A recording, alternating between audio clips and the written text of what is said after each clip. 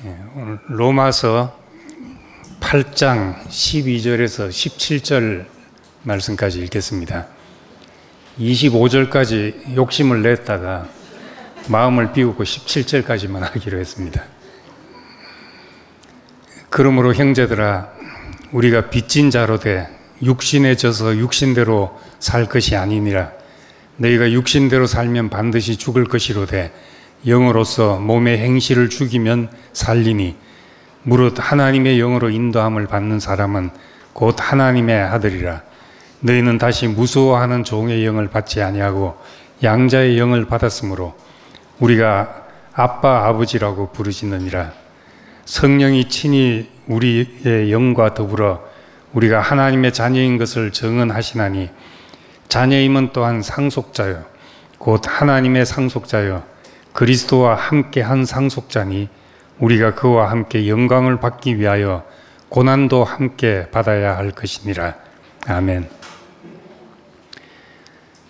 제목을 이제 성경만 읽고 하나님의 영으로 인도함을 받는 사람 했는데, 제가 준비하면서 제가 뭘 말하려고 하는가 생각하니까 뒤에 그와 함께 영광을 받기 위하여, 이게 적당하다는 생각이 들었습니다.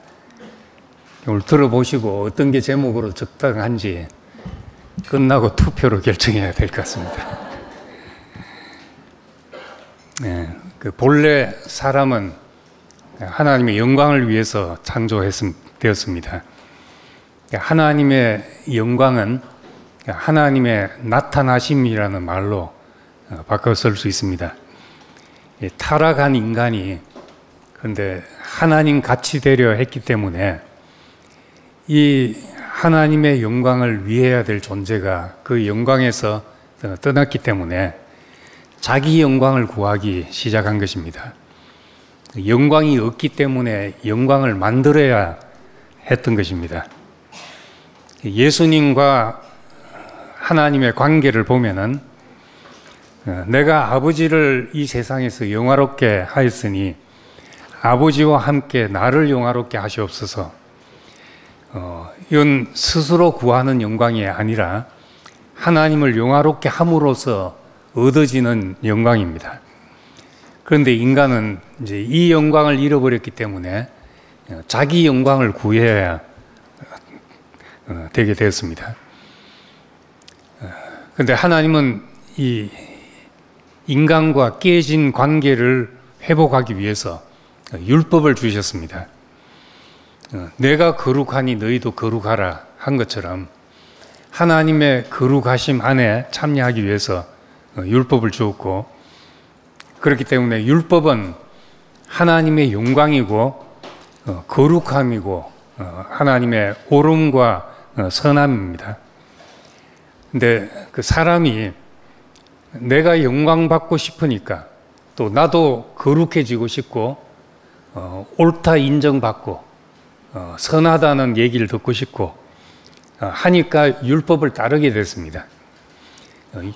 그래서 하나님은 자기 영광 안에 참여하기 위해서 율법을 주셨는데, 인간은 율법을 옷 입고 내가 영광스럽게 되고 싶은 것입니다.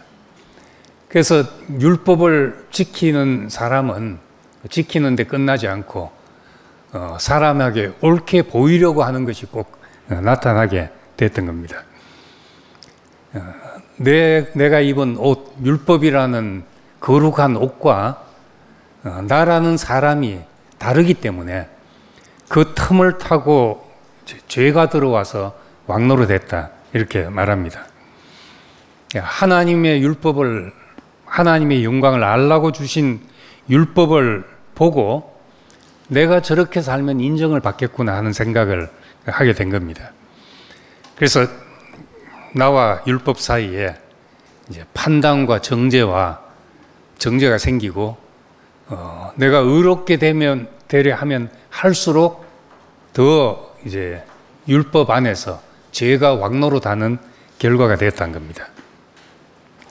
이런 걸 보면은 우리가 나쁜 짓 하고 내 정욕대로 사는 것과 옳은 일을 하며 사람에게 영광 받으려고 하는 일은 뿌리가 같다는 것을 볼 수 있습니다. 인간의 정욕 가장 깊은 곳에 하나님 같이 되려는 정욕이 있기 때문에 표면적으로 내 하고 싶은 대로 한다는 것과 내가 하나님 같이 영광을 받고 싶은 것은 같은 뿌리를 가지고 있단 말입니다. 그래서 7장은 이제 율법으로 인정받고 싶었던 사람이 율법으로 옳고 선하고 거룩하게 될 수 없음을 깨닫는 그런 장입니다. 그래서 나는 비참한 사람입니다. 이것이 이제 하나님 앞으로 돌아온 사람의 고백입니다. 단순한 절망이 아니라 하나님 앞으로 돌아오면 우리가 나를 장식했던 헛된 영광이 사라지고 난 정말 아무것도 아니었습니다 하는 고백을 하게 되는 겁니다. 이사야가 성전에서 여호와의 영광을 봤을 때 화로다, 망하게 되었다. 입술이 부정한 사람인데 입술이 부정한 사람들 속에서 내가 하나님을 보다니 나는 화다. 그렇게 절망하게 됐던 겁니다. 이 7장에 그 바울이 말한 그 절망도 같은 절망입니다. 사람의 올바른 위치, 하나님 앞에 있는 인간, 이 자리에 서면 내가 무엇이 되어서 서는 것이 아니라 아무것도 아닌 인간으로 서기 때문입니다. 형상이라는 말은 빈 껍데기란 말이죠. 내용이 빠지면 아무것도 아닌 것이 형상입니다. 그래서 우리가 거룩할 수도 영광을 가질 수도 자고할 수도 없는 그 자리가 사람이 서야 될 올바른 위치인 겁니다. 그래서 내가 영광을 받으려는 힘이 빠졌을 때 죄와 사망이 가져왔던 그 법의 위력이 나한테서 함께 사라지고 하나님의 영광으로 인도하는 생명의 성령의 법이 내 안에서 이제 작동하게 되었습니다. 사람은 이제 스스로 존재감을 가지려고 하니까 자존심만 세지는데 하나님이 주시는 존재의 이유 안에서 우린 참 존재감을 갖게 되는 겁니다. 죄와 사망의 법에서 나를 해방해서 그리스도 안에 있는 자는 결코 정죄가 없다는 이 말이 우리는 그냥 흔히 내가 지은 잘못에 대해서 하나님이 그냥 법리적으로 용서해 주시고 눈 감아 주시고 없애 주셨다. 예수의 죽음으로 없애 주셨다. 이렇게 생각하기 쉽습니다. 그렇게 생각하는 경우가 많습니다. 그런데 우리가 깊이 들여다보면은 그런다고 해서 내 안에 정죄가 없어지냐. 그 성경 구절을 가지고 그리스도 안에 있는 자는 결코 정죄함이 없다. 그러니 나는 해방이다 해도 역시 우리 안에는 그런 것이 내 행위에 대한 자아 비판이 항상 일어나게 되는 겁니다. 근데 이 말씀을 하고 있는 것은 정죄가 없다고 하는 것은 우리 존재에 대한 새로운 자각이 생겼기 때문입니다. 똑같은 인간인데 나를 어떤 눈으로 보느냐에 따라서 전혀 다르게 보이는 거죠.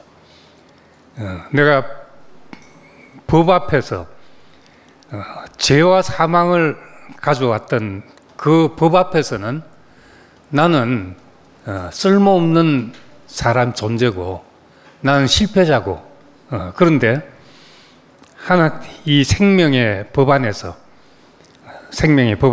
나를 보게 되니까 그 안에서는 인간이 어떻게 이렇게 존귀할 수가 있습니까? 하는 고백을 하게 됩니다. 이 우주 안에서 참으로 하나님의 영광을 나타낼 수 있는 기이한 존재구나. 나를 그렇게 발견할 때 우리를 정죄하던 그리스도 안에 있는 자에게 결코 정죄가 없다 하는 고백이 나오게 되는 겁니다. 그래서 오늘 8장은 이제 하나님의 영을 따라 산다는 것이 어떤 것인가? 요한복음 10장에 보면은 내 양은 내 음성을 듣는다 했는데 어떻게 주님의 음성을 듣는가 하는 문제입니다. 성령의 법이 우리를 살게 하는데 죄와 사망의 법으로 보면 항상 나는 왜 이 모양인가?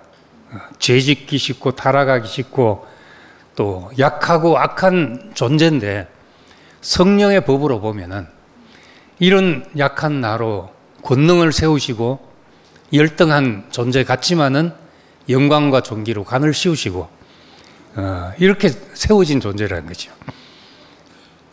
이사야 43장 7절에 보면은 내 이름으로 불려지는 모든 자 곧 내 영광을 위하여 창조한 자를 오게 하라.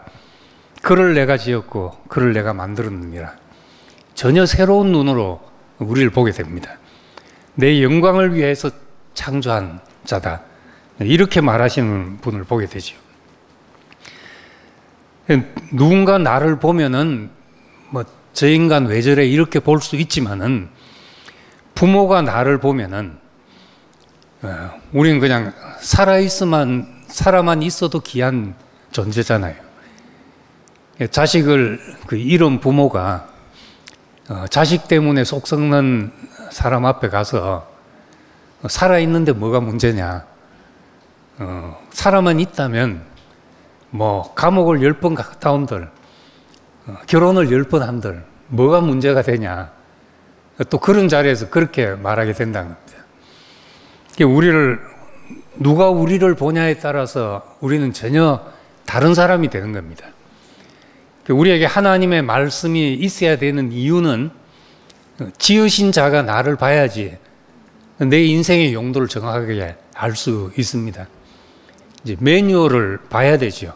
물건을 사면은 독일 사람들은 차를 사면 80% 이상의 사람들이 매뉴얼을 다 읽고 차를 탄다 그러거든요. 근데 한국 사람들은 차를 타고 나서 하나하나 익혀가는 빨리빨리라서 그런지 모르지만은 그 인간도 살면서 우리 용도를 알아가자면 시간 다 지나고 알 수도 있습니다. 그래서 빨리 알아야 되죠. 그래서 우리 청년들한테 우리 처음 이제 토요일 날 브런치 모임을 시작하면서 인류 역사에서 가장 지대한 영향을 미친 책을 한 권 꼽는다면 성경이 아니겠냐. 이 안에 자본주의도 다 있고 공산주의도 이 안에 다 있고 모든 그런 세상의 모든 좋은 것의 뿌리가 여기서 나왔는데 한 번은 이것을 읽어봐야 안 되겠나 하고 시작을 했죠. 우리 인생을 시작하기 전에 매뉴얼을 인간 사용 설명서를 한 번은 읽고 시작해야 된다는 겁니다. 이 말씀의 비단에서 우리를 봐야 우리를 누르고 있는 정죄에서 해방된다는 말씀입니다.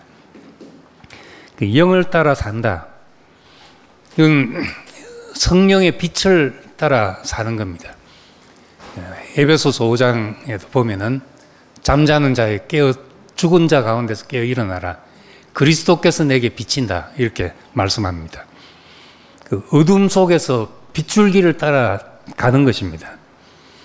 예수를 보게 하고 내가 누군지를 보게 하는 것이 성령의 빛 비추심이고 우리말로 하면 성령을 따라 사는 길입니다. 그 비단에서 내가 하나님의 영광을 위해서 창조된 사람이구나. 이 우리의 존재에 대한 자각이 생겨나게 됩니다. 제가 캐나다에 있을 때 운전을 참 많이 했습니다. 이제 매주 2시간 되는 거리를 이제 밤에 갔다가 이제 11시, 12시 돼서 돌아오고, 그런 일 계속 했는데, 그 길이, 겨울에는 눈이 엄청 올 때도 있고, 또, 봄 되면 안개가 짙게 끼어서, 그야말로 한치 앞이 잘 안 보일 때도 있습니다. 그럴 때, 아무 빛이 없을 때, 눈이 많이 올 때는 눈도 겁나지만 차선이 보이질 않습니다. 다 덮여가지고. 앞에 차 한 대라도 가면은 그 얼마나 안심이 되는지 모릅니다. 그런데 이제 많은 부분 차 한 대도 없는 그런 구간들이 꽤 많습니다. 그때는 자칫 잘못하면 그냥 옆으로 박는 거죠. 그런 길을 갈 때도 있고, 안개가 잔뜩 꼈을 때는 그 호수가 많고 하기 때문에 어디로 처박을지 모르는 이런 상황들이 있었는데, 그때 늘 앞에 차 한 대만 있어줘도 얼마나 큰 빛이 되는지 모르거든요. 그것만 이제 따라가면 되니까. 제일 두려울 때가 아무 불빛도 없을 때가 그런 때는 제일 두렵습니다. 우리 인생길도 어쩌면은 그냥 안개 낀 것처럼, 길이 안 보이는 것처럼 한 치 앞을 모르는 게 인생입니다. 우리와 동행하는 불빛 하나만 있어도 그게 얼마나 큰 위안이 되고 우리의 방향이 되는지 모릅니다. 그래서 함께 가는 사람이 있다는 것, 찬송가에 주와 함께 길 가는 것, 왜 즐거운 일이 아닌가. 왜 즐거운 일인지 모르는데 캄캄한 길에서 길 차선도 안 보이고 한 치 앞이 안 보일 때, 그때 누군가 함께 길 가는 사람이 있다는 그 발견을 할 때 그 얼마나 즐거운 일인지 모릅니다. 그 주와 함께 길 가는 것, 이것이 정말 내 인생 길을 어디로 가는지 알고 싶을 때 요긴한 불빛이 되는 겁니다. 요즘 젊은 사람들은 뭐 진리가 뭐냐 이게 관심이 아니고 재미있냐,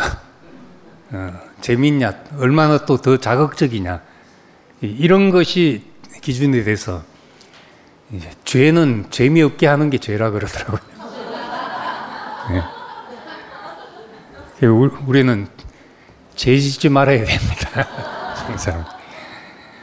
네. 그래서 이 바울의 말로 하나님의 영으로 인도함을 받는 사람, 이게 기독교 언어로 말하자면 성령의 빛 비추심이죠. 우리가 그 안에서 살아간다는 것이 얼마나 귀한 축복인지, 캄캄하다는 사실을 자각했을 때 이것이 얼마나 복인지를 알게 됩니다. 요한복음 16장 13, 14절에 진리의 성령이 오시면 그가 내 영광을 나타낼 것이다, 이렇게 됐습니다. 우리가 빛이 비춰서 우리에게 뭐가 보이냐? 그리스도의 영광이 보이게 된다는 겁니다. 예수를 세상 사람들의 눈으로는, 헬라인의 눈으로는 미련한 것이고 어리석은 것이고, 또 로마인의 눈에는 무슨 죄를 졌나 이렇게 보지만은, 우리가 이 비추심 안에서 보니까 그리스도는 하나님의 지혜고 하나님의 능력이더라, 이렇게 보여지게 됩니다. 그분 안에 있는 영광이 보일 때 우리는 그 영광을 따라서 우리의 갈 길을 찾게 됩니다.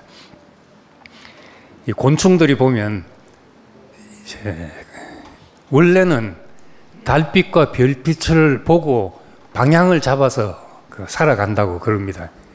곤충들이. 이게 이제 항성항법이라고 그런다 그래요. 그 불빛, 아주 약하지만 그 불빛에 의해서 자기의 어떤 각도와 방향을 이렇게 잡아가는데, 사람이 만든 불빛이 있으면 그 불빛에 빙글빙글 돌잖아요.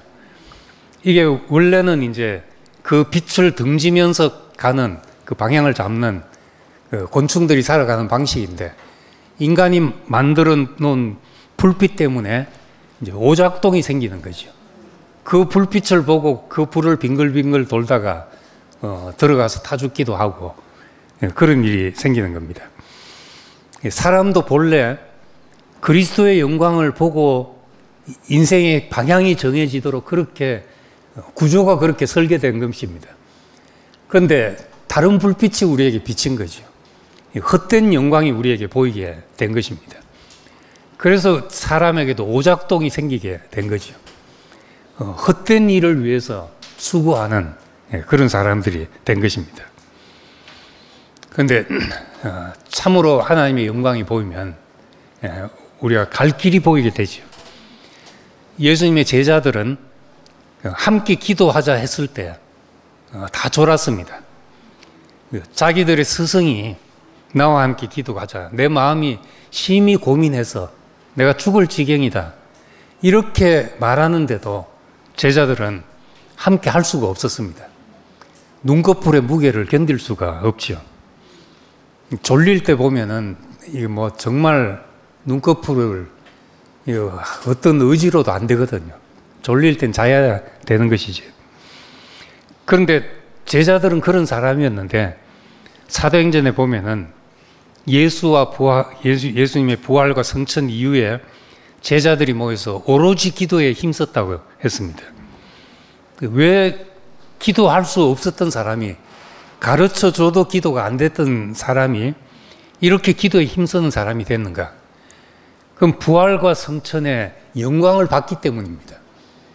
사람은 그리스도의 영광이 보여야지 우리 인생을 다른 데로 끌어가는 힘이 생기는 겁니다.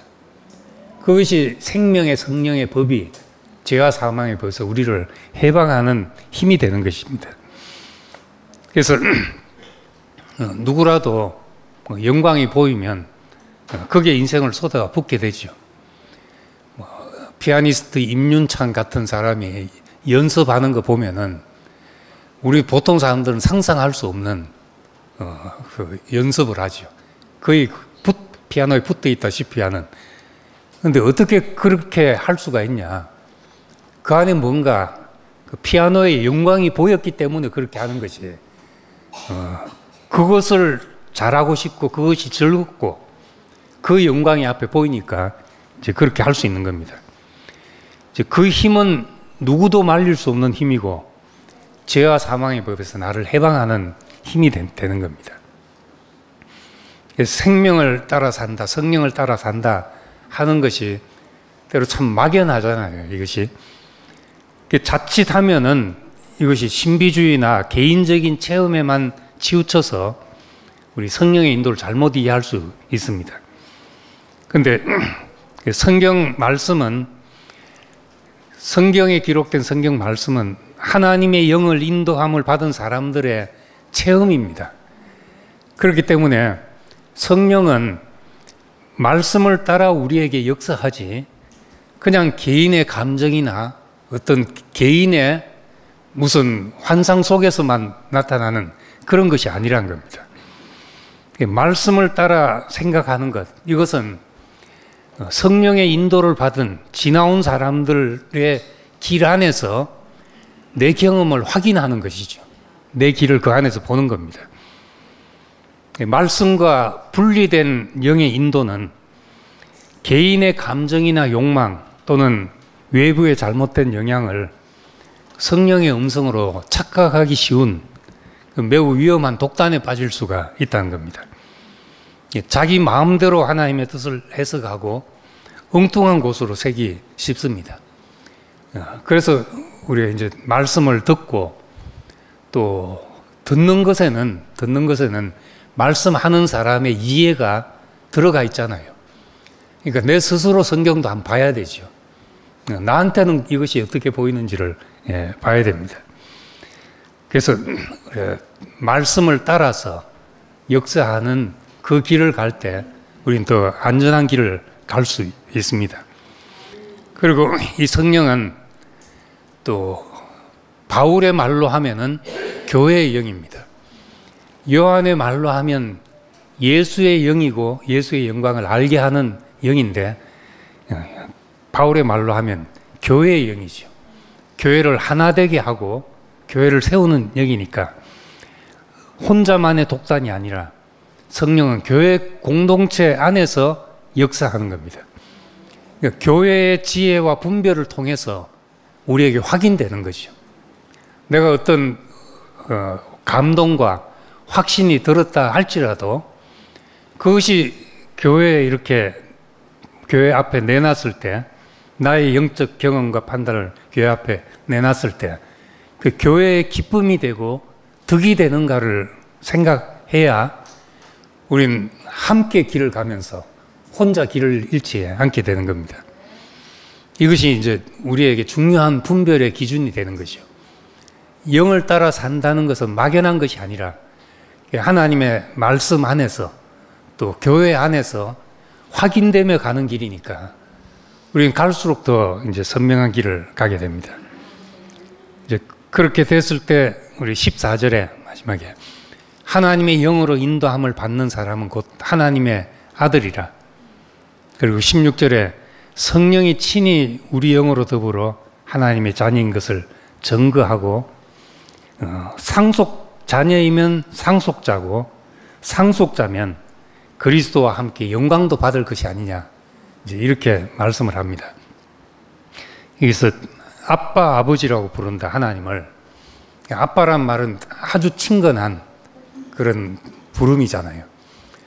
관계가, 하나님과 관계가 그런 친밀한 이제 관계가 되는 것을 말합니다. 그렇게 되면은 우리가 상속자가 되는데, 상속자가 된다는 것은 하나님의 영광을 우리가 상속받게 되는 겁니다.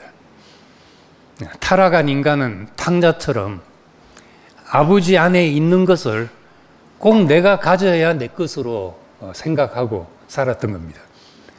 그러니까 그 재산을 탕진하고 다시 품꾼의 하나로 여겨주십시오 하고 돌아올 수밖에 없었죠. 근데 아버지 안에는 그 넉넉함이 항상 있기 때문에 아버지 안에 오면은 우리가 원래 우리가 누려야 됐던 것을 내 것이 아버지의 것이고 아버지의 것이 내 것입니다. 이렇게 할 수 있게 된 것입니다. 그래서 처음 이야기한 대로 다시 돌아가자면은 우리는 뭔가 내가 영광을 받아야지. 교회 안에서도 이래 모이면 영광 받아야 한다 하면 좀 거창하지만은 주목을 받아야 되고 인정받아야 되고 다 그런 것이잖아요. 이것이 원래는 아버지 안에 있음으로써, 하나님과 관계 안에 있음으로써 내가 당연히 누릴 축복인데 스스로 하나님 같이 되려고 하니까 스스로 그 영광을 가져야 됐던 것이죠.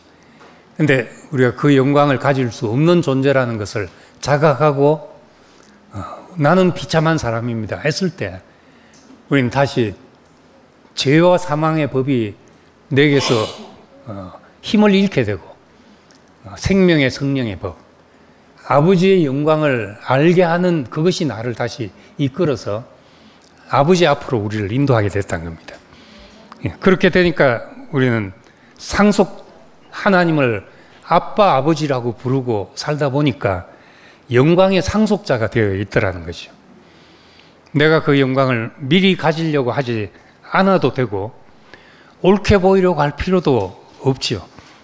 죽고 다시 사신 분의 영광이 우리에게 보이면은 우리는 그 영의 인도를 받아 창세전의 아버지와 함께 가졌던 그 영광으로 영화롭게 영광을 누리는 사람이 되는 겁니다.